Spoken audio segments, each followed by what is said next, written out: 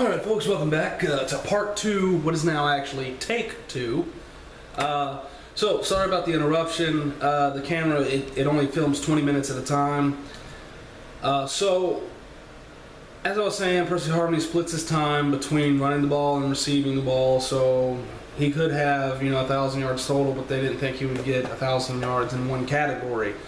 For the AFC East, we're looking at Patriots, Bills, Dolphins, Jets. That's how we see it based on roster. Now, hopefully no more interruptions. We move on to the last thing before we get to the division breakdown, and that is Mike Mayock changing his top quarterback prospects. He now has, for the first time, Mariota over Winston. Joe, what do you think, yo?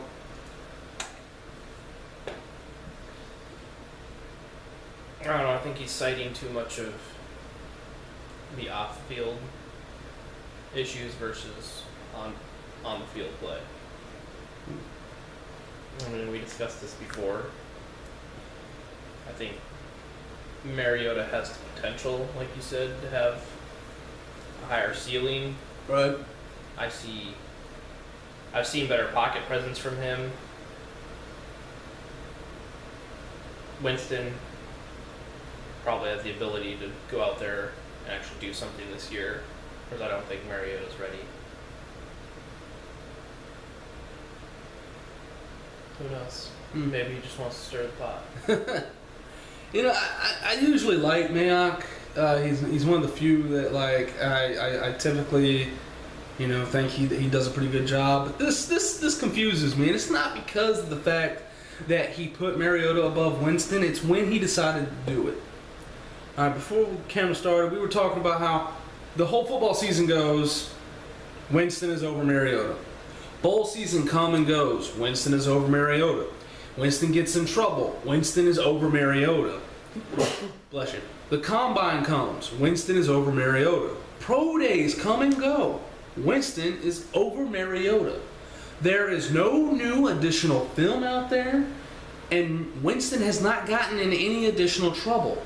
So the thing that bugs me is there's nothing new. Everything that had you saying Winston was better than Mariota, Winston was over Mariota 2 weeks ago is still the same information you used to say Mariota's over Winston.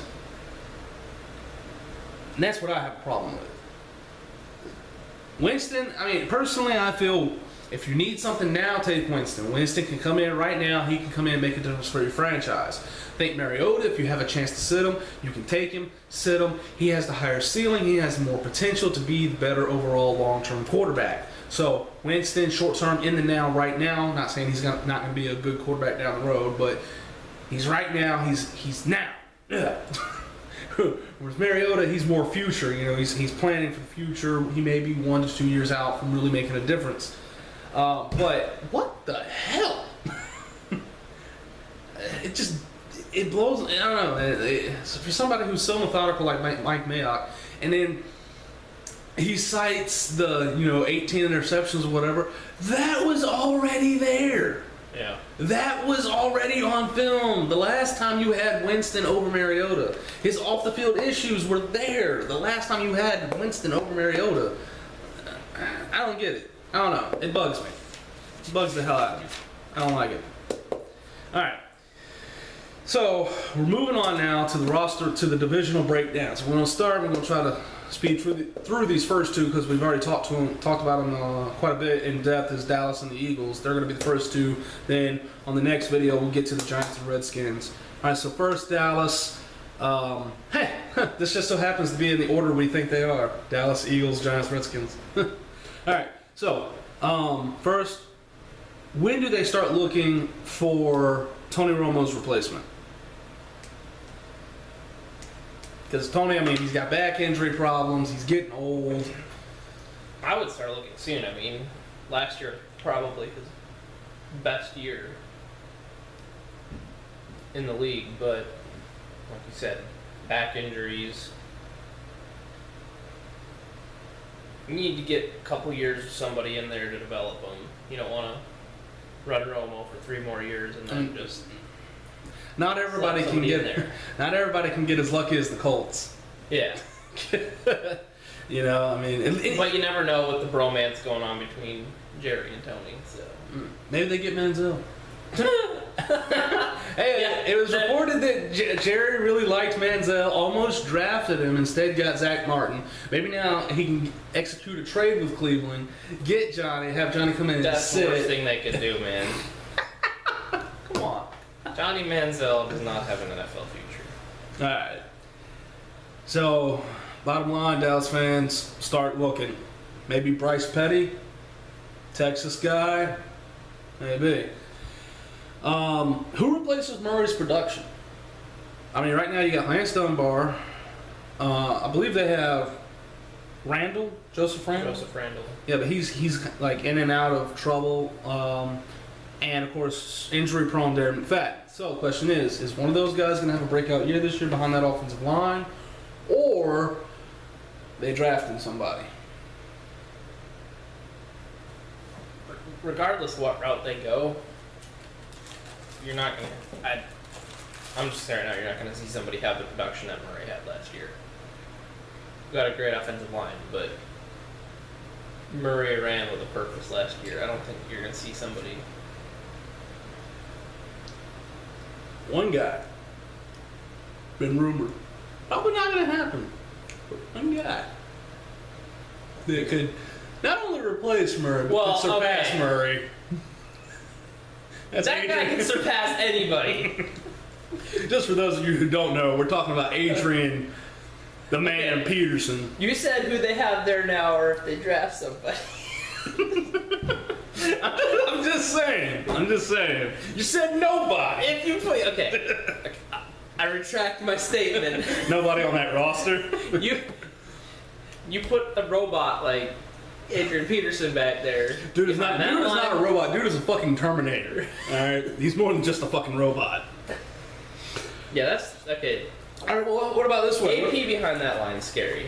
What about thinking not just typical, running back for running back, but what about, someone say Darren McFadden? Because Darren McFadden has had a 1,200-yard rushing season before. Let's say, just like Murray, who hadn't had an injury-free year, what if Darren McFadden comes in and this year he's injury-free? All right, and you couple his production with, say, an increased production rate of perhaps Des Bryant and can't think of his name. The other receiver they got drafted from, I want to say Baylor. I can't think of his name for the life of me right now. But anyways, that guy. He's pretty good. So I mean, what about Murray's production being replaced not just in terms of running the ball, but also in terms of other people stepping up? Well, yeah.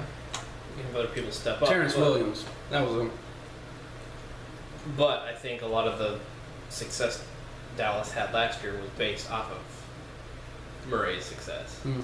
So, are you going to be able to match that success in the backfield? Ultimately, probably not, because let's be honest. Tony Romo was when Tony Romo is forced to take the team on his back and pass the ball a lot. One announcer once called it as Tony Romo playing funny ball. That's when you start seeing those critical just turnovers at the worst possible time. And I'm not talking about just last year. I'm talking about just in his history of playing for the Dallas Cowboys. Yeah. When he does not have a running game, he struggles. So, I don't know. I think it doesn't have to be on the level Murray had, but if they can get 1,200 yards out of McFadden, or perhaps Melvin Gordon or Todd Gurley or whoever, if they can get 1,200 yards out of them, I don't know. I think Romo still has enough left in the tank that he could possibly carry that team to a playoff. All right. So, with that being said, who do you think they draft? First round? Yeah, first round. I think my inclination would be to go at linebacker.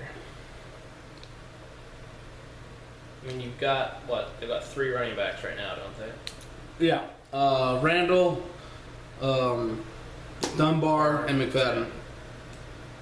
I mean, I get you can go out and try and draft a Todd Gurley or Melvin Gordon and really have a running back competition there, but we've already got 3 guys.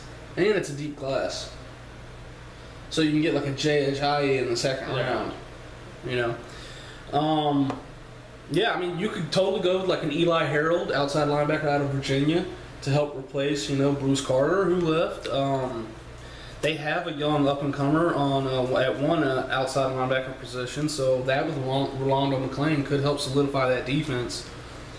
Also, I would think that corner might be an area of concern. Maybe not the first round, but it might be an area they may be wanting to look at, because Morris Claiborne has certainly not lived up to standing. And Brandon Carr is getting kind of old. But then again, after you've played in the NFL for like 6 seasons, you're old by football standards. So, and the last question for the Dallas Cowboys is: after that perpetual 8-8 seasons, was last year a fluke, or are they actually, or was last year the result of them actually making better football decisions?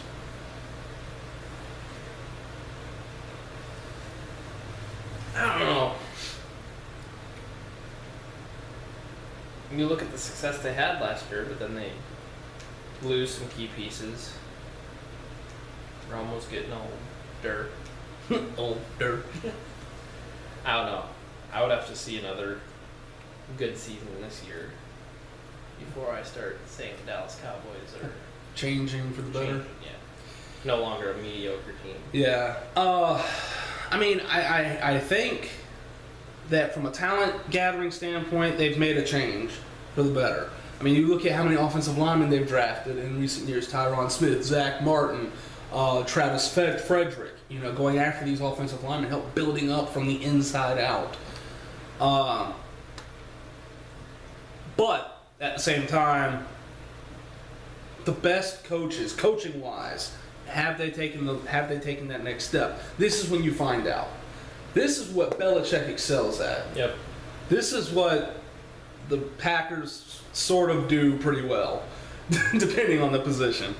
But when you lose a player, do you have players already groomed, ready to step up? Obviously, they just found a running back, so they didn't have time to groom another running back because they found a running back running worthy in his final year of his contract. So, question is, how do you replace that? And this will be a true test. And if they have another season where they make at least 10 wins, then yeah, I'd say Dallas has a good future to look forward to. With this staff, the coaching, and the front office, they've finally gotten out of their, mediocreness. But we'll see. Moving on to the Eagles. Does the Mad Hatter have an actual plan, or is he just doing whatever feels good that day? I don't know. I'm sure he's got a plan. He is definitely changing the way things are done in the NFL. Most definitely. Will he succeed? We don't know. That's the question. All right. The next question. Who goes out with an injury first, Bradford or Matthews? I don't know, I guess it'll be interesting to see how Bradford fares after having 2 ACL injuries. Yeah. I mean, how confident is he going to be in the pocket? And how well is that offensive line going to protect it? I don't know, man. One more good hit, and there were rumors that he was contemplating retirement. But I'd say Bradford. I love the dude, but I mean, come on, he didn't even make it out of the preseason last year. And this ain't flag football, homie. So, yeah. Which, hey, from personal experience, even in flag football, you can tear an ACL. So, yep. But granted, if he was playing flag football, I don't think he'd be tearing any ACLs, because I'm pretty sure he'd just be like standing still. But anyways, who do the Eagles target with their first round draft pick?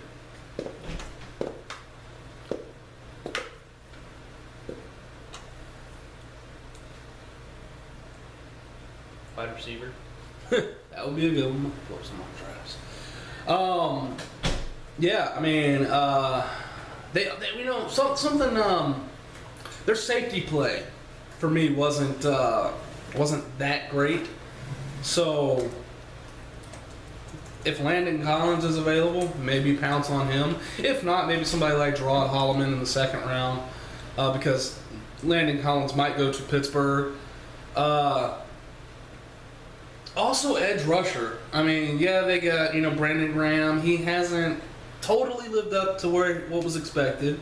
He's played decent though. But then they just lost long time guy on the other side of the ball who went to the Colts. Was it Trent?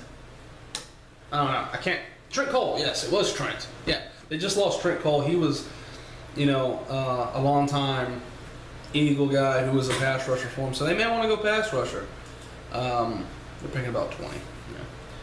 So, yes, safety and cornerback, it looks like, is the popular pick amongst mock drafters on NFL.com.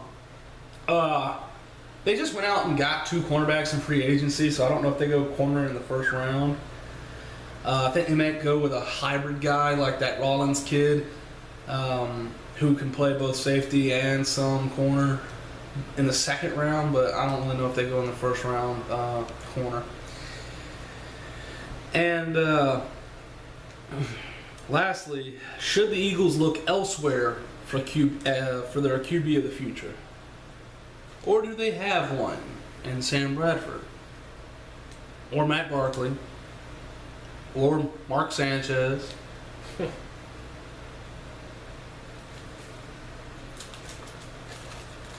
I don't know, I've made so many moves this offseason, I guess. See where you go with Bradford this year. Mm-hmm. But then again, should you pick somebody up in case that doesn't work out? Mm. Sorry, Mark Sanchez is not going to be your long-term solution. We know. We haven't really seen a lot of Matt Barkley. Now, is that necessarily because he sucks? Well, hold on.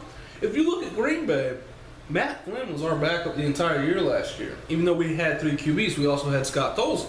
But which one did we re-sign? Scott Tolzien. We re-signed Scott Tolzien and let Matt Flynn walk. Was it because perhaps we were just letting Tolzien get in a lot of reps from the practice squad, let him really get some practice in, and try to develop him and bring him along? Well, that's what we ended up doing. What if Matt Barkley was doing the same thing? What if the whole reason Sanchez played last year and the year before is because Kelly drafted Barkley. So perhaps Matt Barkley is chilling in the wings, getting his practice reps in, getting stronger and stronger, better and better. Don't know. But we're going to go ahead and cut it a few seconds early. Joe, if you would. So, come back. Part 3.